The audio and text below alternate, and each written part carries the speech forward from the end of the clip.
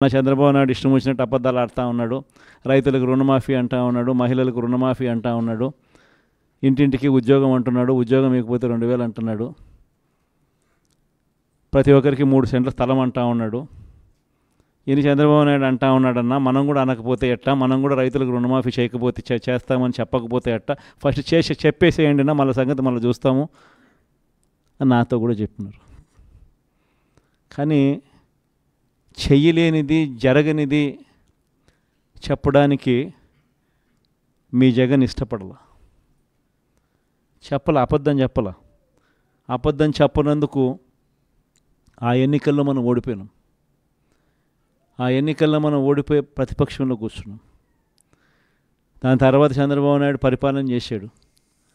అడ్డగోలుగా ఆయన చెప్పినవన్నీ అబద్ధాలు అని చెప్పి ప్రజలందరూ కూడా నమ్మేట్టుగా, ప్రజలందరికీ కనిపించేట్టుగా చంద్రబాబు నాయుడు అనే వ్యక్తి ప్రజలను మోసం చేశాడు అన్నది తెలిసేట్టుగా ఆ తర్వాత 2019 ఎన్నికలు వచ్చేసరికి ఏకంగా చంద్రబాబు నాయుడు అనే వ్యక్తికి డిపాజిట్లు కూడా దక్కని అందువనమైన పరిస్థితులకి పోయాడు. 2019లో మనం అధికారంలోకి వచ్చినాం.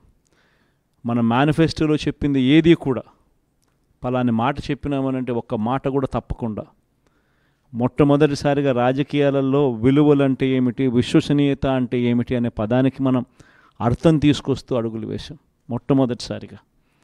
ఇంతకుముందంతా మేనిఫెస్టో అంటే చెత్తబుట్టలో వేసే డాక్యుమెంట్. మొట్టమొదటిసారిగా మేనిఫెస్టో అంటే చెత్తబుట్టలో వేసే డాక్యుమెంట్ కాదు. మేనిఫెస్టో అని అంటే ఒక బైబిలు, ఒక భగవద్గీత, ఒక ఖురాన్ అని చెప్పి మొట్టమొదటిగా నిర్వచనం మారుస్తూ చెప్పిన ప్రతి మాట కూడా నెరవేర్చాం. ఒక 10% జనాభాలు మాత్రం చంద్రబాబు నాయుడు మోసాన్ని నమ్మారు. చంద్రబాబు నాయుడు క్యాంపెయినింగ్ ఇంటింటికి పోయినప్పుడు వాళ్ళ ఎమ్మెల్యేలు చేసిన క్యాంపెయిన్ పిల్లలు కనపడితే నీకు 15,000, నీకు 15,000, నీకు 15,000, నీకు 15,000 సంతోషమా అని అడిగే క్యాంపెయిన్. వాళ్ళ అమ్మ కనపడితే నీకు 18,000 సంతోషమా అని అడిగే క్యాంపెయిన్. వాళ్ళ ఇంట్లో ఇంకొక ఆడవాళ్ళు కనపడితే నీకు మళ్ళీ 18,000 సంతోషమా అని అడిగే క్యాంపెయిన్. వాళ్ళ ఇంట్లో ముసలోళ్ళు ఎవరైనా బయటకు వస్తే నీకు నెలకు 4,000 పెన్షన్ సంతోషమా అని అడిగే క్యాంపెయిన్. ఈ క్యాంపెయిన్తో, ఈ మోసంతో,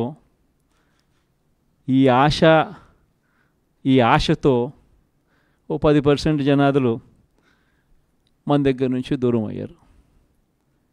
కానీ మళ్ళీ ఏమైంది? మళ్ళీ చంద్రబాబు నాయుడు పాలన వచ్చింది. మళ్ళీ ఇదే చూస్తూ ఉన్నాం. ఈరోజు 22 నెలలు అయిపోయింది. స్కూళ్ళు తెరిచినాయి, పిల్లలు బళ్ళకు పోతూ ఉన్నారు. కనీసం జగనే ఉంటే కనీసం అమ్మఒడి కింద 15,000 ఈ పాటికి జగన్ ఉంటే వేసి ఉండేవాడు. ఆ 15,000 బాయా, ఈయన నీకు 15,000, నీకు 15,000, నీకు 15,000 అని ఇస్తానని చెప్పి అది బాయా. వ్యవసాయ పనులు ముమ్మరంగా సాగుతూ ఉన్నాయి. జగనే ఉంటే రైతు భరోసా కింద 13,500 చేతిలో పడేది. జగనే ఉంటే చంద్రబాబు వచ్చాడు, 20,000 ఇస్తానన్నాడు. ఆ 13,500 బాయా, ఆ 20,000 బాయా. ఈరోజు రాష్ట్రంలో ఉన్న పరిస్థితి జగనే ఉంటే పెద్ద చదువులు చదువుతూ ఉన్న పిల్లలందరికీ పూర్తి ఫీజు రీయింబర్స్మెంట్ కింద ప్రతి త్రైమాసికం అయిపోతూనే ప్రతి 3 నెలలకు ఒకసారి, ఆ 3 నెలలు అయిపోయిన వెంటనే ఫీజులు జమ అయ్యేటి. ఇప్పుడు జనవరి, ఫిబ్రవరి, మార్చి త్రైమాసికానికి సంబంధించి ఫీజులు ఎగిరిపోయినాయి. మామూలుగా జగనే ఉండుంటే మేలో పడి ఉండేటివి. అది బాయా. ఆ పిల్లలు రేపొద్దున ఇంజనీరింగ్ చదువుతున్న పిల్లలు, డిగ్రీ చదువుతూ ఉన్న పిల్లలు, వీళ్ళందరికీ ఫీజులు కట్టడానికి ఫీజులు కూడా చెల్లించలేని పరిస్థితిలో ఆ పిల్లలు బళ్ళకు పోతూ ఉన్నారు, కాలేజీలకు పోతూ ఉన్నారు. కాలేజీలు ఆ పిల్లలందరినీ కూడా నువ్వు ఫీజులు కట్టకపోతే కాలేజీలో టీసీ తీసుకుని వెళ్ళిపోమని చెప్తా ఉన్నారు.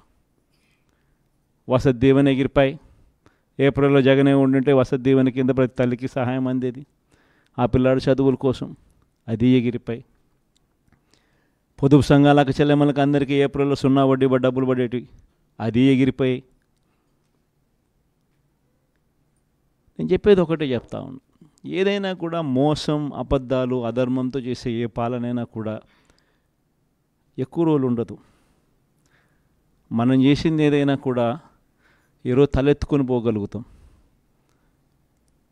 తలెత్తుకొని గర్వంగా ప్రతి ఇంటికి పోగలుగుతాం. ఏదైనా కానీ మాట చెప్పింది జగన్ కాలంలో వైఎస్ఆర్ కాంగ్రెస్ ప్రభుత్వంలో చేసినాము అని చెప్పి గర్వంగా తలెత్తుకుని పోగలుగుతాం. అది మనకున్న సర్టిఫికెట్. కానీ ఇదే చంద్రబాబు నాయుడు మనుషులు, చంద్రబాబు నాయుడుకి సంబంధించిన లీడర్లు, చంద్రబాబు నాయుడుకి సంబంధించిన ఎంపీటీసీలు, చంద్రబాబు నాయుడుకి సంబంధించిన జెడ్పీటీసీలు ప్రజల్లోకి పోగలుగుతారా? ప్రజల్లోకి వాళ్ళు పోతే ఏమైందయ్యా సూపర్ 6, ఏమైందయ్యా సూపర్ 10లు, ఏమైందయ్యా నువ్వు ఇచ్చిన మాటలు అని చెప్పి అడిగితే సమాధానం చెప్పుకోలేని పరిస్థితుల్లోనే తన మొత్తం క్యాడర్ కూడా అయిపోతుందా? అది వాళ్ళకు మనకు ఉన్న తేడా. మీ అందరితో కూడా నేను ఒకటే చెప్తా ఉన్నా, మనము ప్రవర్తించే తీరు మార్గదర్శకంగా ఉండేట్టుగా, గొప్పగా ప్రజల్లోకి మనం నిలబడేట్టుగా మనం ప్రవర్తించే ప్రతి అడుగు కూడా మనం వేద్దాం. నా దగ్గర నుంచి మీ దగ్గర దాకా. తెలుగుదేశం పార్టీ చేస్తూ ఉన్న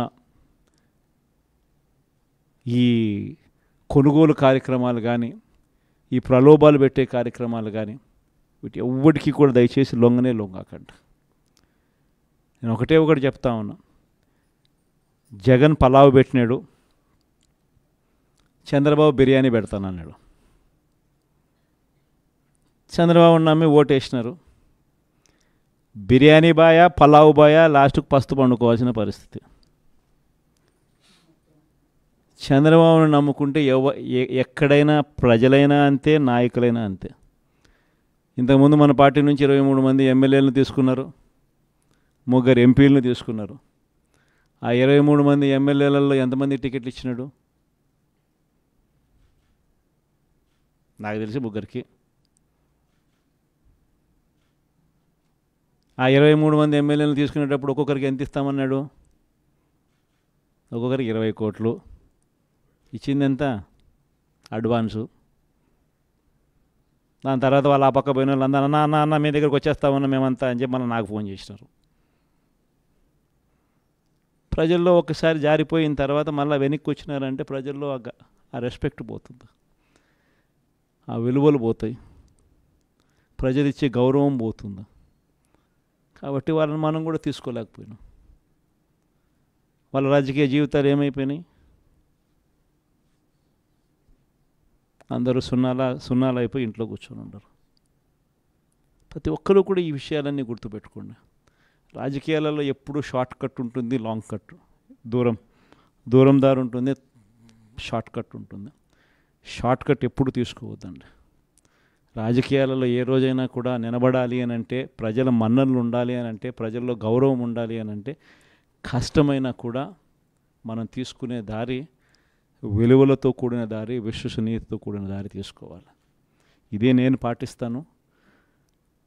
నేను మీ అందరి దగ్గర నుంచి కూడా ఇదే ఉండాలని ఆశిస్తాను. వైఎస్ఆర్సీపీ కార్యకర్త ఏదైనా కానీ ప్రజలు లేకపోతే కాలర్ ఎగరేసుకొని చెప్పాలి, పలాని మాట చెప్పినాం, పలాని మేము నెరవేర్చినాం అని చెప్పి. మాలో అబద్ధాలు ఉండవు, మాలో మోసాలు ఉండవు, మాలో కల్మషం ఉండదు అని చెప్పి. అది వైఎస్ఆర్సీపీ కార్యకర్త. ప్రతి ఒక్కరు ఇది గుర్తుపెట్టుకోమని కోరుతా ఉన్నాను.